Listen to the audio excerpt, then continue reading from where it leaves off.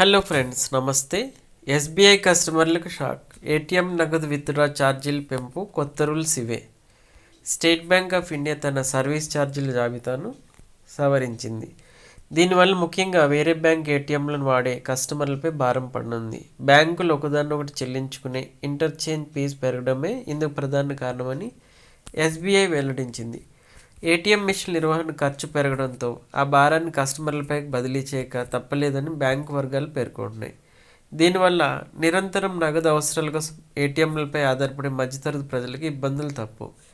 ఎస్బీఐలో సాధారణ savings account ఉన్న వారికి నెలవారీకి ఇచ్చే 5 ఉచిత లావాదేవీల పరిమితిలో ఎలాంటి మార్పు లేదు.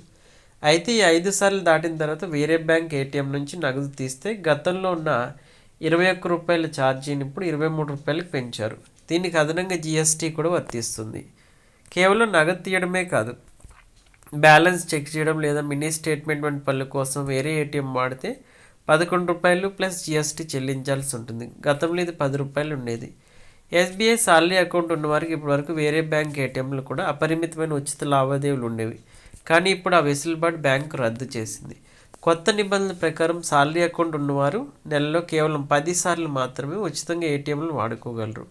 ఇందులో నగదు విత్డ్రా, బ్యాలెన్స్ చెక్ వంటివి అన్నీ కలిపి ఉంటాయి. 10 సార్లు దాటిన తర్వాత ప్రతి లావాదేవీకి పెంచిన ఛార్జీలు వర్తిస్తాయి. కార్పొరేట్ ఉద్యోగులకు ఇది నిజంగా షాకింగ్ న్యూస్ అనే చెప్పాలి. అయితే అందరికీ ఈ ఛార్జీలు వర్తించవు. బేసిక్ సేవింగ్స్ బ్యాంక్ డిపాజిట్ అకౌంట్లు ఉన్న వారికి పాత పద్ధతే కొనసాగుతుంది. అలాగే ఎస్బీఐ డెబిట్ కార్డును వాడి ఎస్బీఐకి చెందిన ఏటీఎంల నుంచి నగదు తీసుకుంటే ఎటువంటి అదనపు భారం ఉండదు. కేవలం ఇతర బ్యాంక్ ఏటీఎంలు వాడేటప్పుడు మాత్రమే జాగ్రత్తగా ఉండాలి. వీలైనంత వరకు ఎస్బీఐ ఏటీఎంలు వాడడం లేదా ఫ్రీ లిమిట్లోపై నగదు అవసరాలు తీర్చుకోవడం ద్వారా ఈ అనవసరపు ఛార్జీల నుంచి తప్పించుకోవచ్చు.